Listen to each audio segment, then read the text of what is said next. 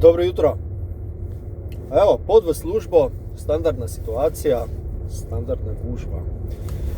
Zdaj lahko nas to spravlja ob živce, kar navadno nas, kar se mi zdi čisto normalna zadeva, da nam to ni pogodo, lahko si pa malo popestrimo zadevo ali pa se zaposlimo, tako kot se jaz recimo zdaj. In se pogovarjam s kamero. 20-30 let nazaj bi mi kdo rekel, da rabim malo pomoči, ne? Zdaj je pa to postala neka stalna praksa med mladimi, srednje mladimi in tistimi skoraj ne več mladimi. V glavnem, en krasen vikend sem preživel z družino na bližnjem Hrvaškem. Malo smo poslali otroke ven, z otroci sva šla s partnerko v en tak mladinski hotel oziroma posvečen mladini hotel, ogromno igrač, ogromno igral. Hočem povedati to, da je tudi mene vse skupaj zmanjkalo precej, čeprav sem imel namen, da bom pogledal tekmo med Lakersi in Denverjem. To mi ni uspelo in tam sredi noči, okoli 5:30 zjutraj, dobim en tak fajn sporočilo od Mičota, kolega Mičota na skupini navijači Luke Dončića, zelo aktivnega, eden izmed najboljših informatikov oziroma statistikov v skupini Gladko, ki mi pravi, da je Luka odločil tekmo v zadnji sekundi. Krasno, super, spet smo malo zamudili tega, še pred tem 50 točk, 10 skokov, 9 asistent, če se ne motim, fantastičen rezultat. V glavnem, za Luko so tekme, za Lakersi so tekme, ki obetajo, ki v bistvu zdajle po All-Star odmoru pomenijo nekaj več. Se pravi, lovijo se mesta za končnico, ne samo to, tudi za razvrstitev se gre in zdaj proti neposrednim konkurentom končno Lakersi začnejo zmagovati, kar prej ni bilo ravno pravilo. Vem, da smo se pogovarjali, da se težko spomnimo, katero konkurenčno ekipo so Lakersi dejansko premagali, pa potem se zgodila Minnesota, pa potem New York, pa zdajle Denver, kar je nek odličen niz. Še ena zanimivost. V prejšnjem podcastu sem govoril o tem, da LeBron, Luka in Austin Reeves težko skupaj klapajo, kar mi na oko še vedno deluje tako, pustimo zdaj zadnjo tekmo, ampak v resnici je pa njihov skupni rezultat, ko so oni skupaj na parketu, fantastičen. Skoraj nepremagljivi, kdo bi si mislil. Eden izmed komentarjev na YouTubeu mi je pri tem pomagal, izredna hvala za to informacijo, za ta komentar, ki v bistvu malenkost zbistri misli. Je pa res, da če pa vsi posamezniki igrajo sami, oziroma če kjer izmed njih poškodovan, je pa slika nekoliko obrnjena, žal. Če ste tukaj vnovič, oziroma če so vam analize podobne vrste všeč, vabljeni, da se naročite na moj kanal, pa se bomo mogoče še večkrat družili ob vožnjah na delo, ne? Tako, tale zadnji met je bil super proti Denverju, mislim, že celotna tekma je bila dokaj zanimiva, se pravi, najprej veliko vodstvo Lakersov, potem spet padec v igri, celo Denver pride do vodstva. Zadnja četrtina, zadnjih 5 minut, back and forth, kot bi rekli Američani, tisti izjemen skok za žogo LeBrona, en povod, potem lovljenje rezultata, Austin za nalašč zgreši prosti met, da bi potem zadev iz bližine, kar neverjetno spominja na tisti koš za podaljšek isto Luke proti New Yorku.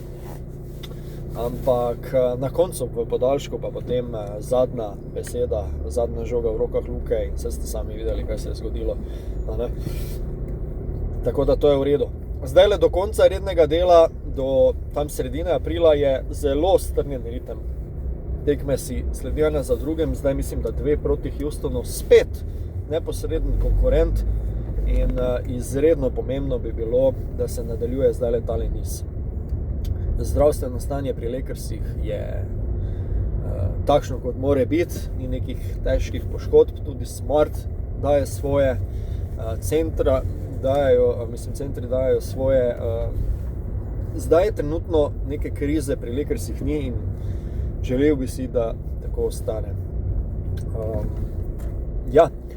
V bistvu ni bil samo NBA zdaj v tem vikendu toliko v ospredju, kot so bili tudi drugi slovenski košarkarji oziroma klubi, kar me v bistvu izredno veseli. Osredotočil se bom na 3 zadeve: Mark Padjen, Stefan Joksimović in pa Cedevita Olimpija. Zdaj, kaj je posebnega pri Marku Padjenu? Recimo, ABA liga je šla v fazo lige za prvaka in ligo za obstanek. Se pravi, Krka in Ilirija igrata ligo za obstanek, medtem ko seveda Olimpija ligo za prvaka. Olimpija je izgubila v tem krogu proti Partizanu, ampak je Zvezdan Mitrović zelo razporedil minutažo, ker že jutri sledi tekma proti Burgu, v bistvu za polfinale Eurocupa, in seveda gre na tekmo na izločanje. Ok, pod črto, Padjen torej v ligi za obstanek, zmaga z Ilirijo proti FNP-ju.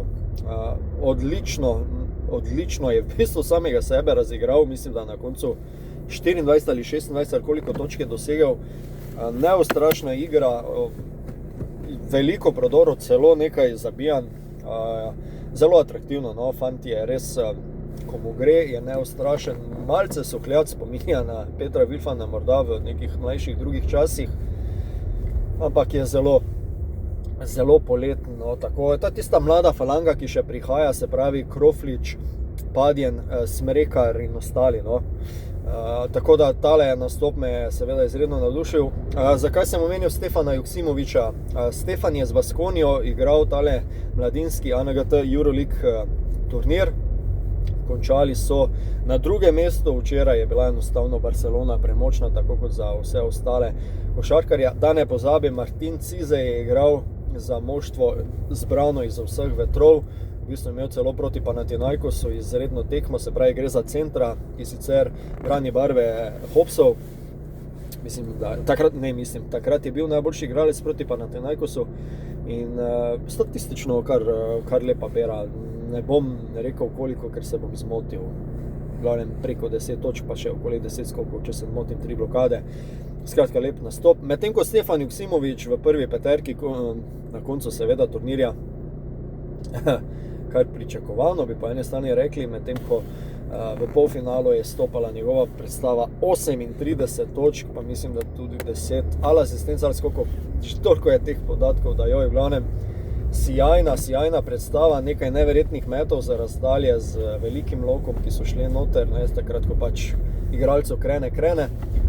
V finalu pa Barcelona premočna, vendar Joksimović vseeno lepa bera točk, 12, če se ne motim. V glavnem, da ne pozabim slučajno, pri Barceloni igra seveda Jakob Šiftar, že mislim, da kar nekaj let, drugo leto, če se ne motim. V glavnem, on je v finalu tudi dal svoje, dosegal 3 ali 2, 12 točk, če se ne motim, na koncu prispeval svoj delež, jasno da. In če se ne motim, fant čelo začenja v prvi peterki, če pa slučajno ne, pa vsaj ima veliko minutažo. Zdaj mogoče bilo par podatkih nejasnih, mogoče malo nesigurno vse skupaj, ampak dosti je tega, pa probaš spremljati, pa ko sem prej rekel, malo na počitnicah, vse si morda točno ne zapomnimo. Jutri, se pravi, ko to snemam v torek, pa Burg Olimpija, se pravi, v Franciji se igra izredno pomembna tekma za Ljubljančane, se pravi, za biti ali ne biti, ampak zmaga na tujem terenu pa prinaša polfinale. V tem primeru pa se že igra na več zmag in seveda se tudi tekme selijo nazaj v Stožice. V tem primeru pa mislim, da bi pa dvorana vendarle morala biti polna, ne? Tako da mislim, da je to lahko en zelo dober povod za vse navijače, pa ne samo Olimpije, ampak nasploh simpatizerje košarke, da pridejo podpreti naš klub, ki si bi to definitivno zaslužil. Tako, na hitro nekako smo vikend dogajanje košarkarsko obelodanili. Tukaj pa je vaša priložnost, da se sami spodaj pokomentirate kakšno situacijo, kakšen dogodek, kakšnega igralca, ne vem, po vaši izbiri, po vaši želji. Do naslednjič, lepo vas pozdravljam, Gregor sem bil z vami iz Greg Sporta, spodaj všeček, spodbudi algoritem, da se naročite na moj kanal, boste takoj deležni podobnih analiz, highlightsov in ostalega v zvezi s košarko, kar se pač zanimivega dogaja, oziroma mi čas dopusti, da objavim.